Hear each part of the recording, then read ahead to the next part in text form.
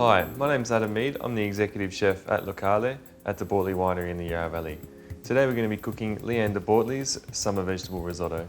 So to get started with this recipe, we've already got our stock just simmering away there on the stove. And we're going to peel a couple of tomatoes. Before placing the tomatoes in the water, we just score the skin lightly and that will help the skin to peel off.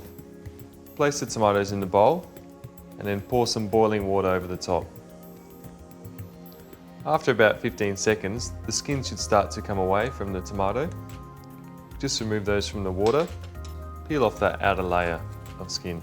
These have only been in the water for a short time, so they may be a little bit hot, and in that case, just use a tea towel or something just to shield your hand from that heat. At this stage, you just want to cut the tomatoes in half, and we're going to squeeze out the excess juice. If you're struggling to get the juice from the tomato, you can also use a spoon. It just helps to try and get all the seeds out from there. We're just going to dice the tomatoes up, and that's going to be part of our risotto. Once the tomato's been added to the risotto, it will also start to break down a little bit. We'll just add these tomatoes to a bowl and start to cook the risotto. So the first thing we need to do is just add a small amount of olive oil and butter to our pan. It's important to use a heavy base pan when making risotto. It's just to help the heat distribute evenly. So once the butter melts, we can just add our onion and also the celery.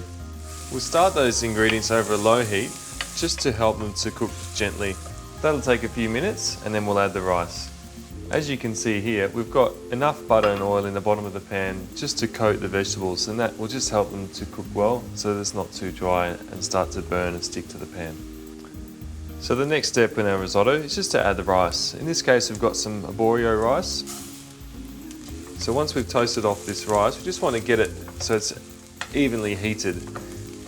Once the rice is evenly heated, and it will start to look polished.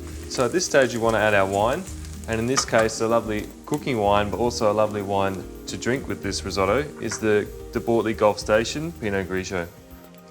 We'll just add some of that to the risotto. Just need to stir that to give an even distribution of the wine through the rice. Once the wine has evaporated, we can start adding our stock. This is a warm chicken stock that's just come up to the simmer. Normally add a couple of ladles to begin with, and just wait for that to evaporate before you add some more. The reason that we add a simmering stock to risotto is just there's no difference in the temperature, so it will start to simmer straight away. Just gives you a much nicer finished product, and it helps your rice to retain its body and its shape. At this stage of the risotto, we're going to add a tablespoon of tomato paste and also a diced zucchini.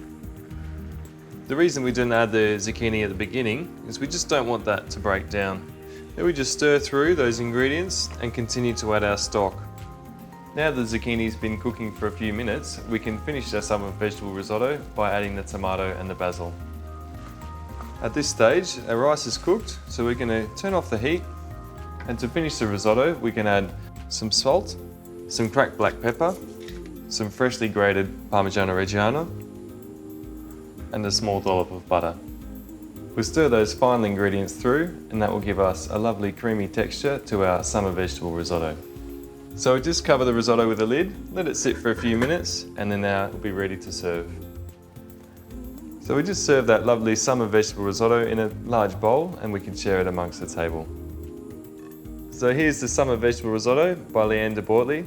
A lovely wine to serve with this summer vegetable risotto is actually the same wine we used to cook, and that's the Bortoli Gulf Station Yarra Valley Pinot Grigio. Cheers.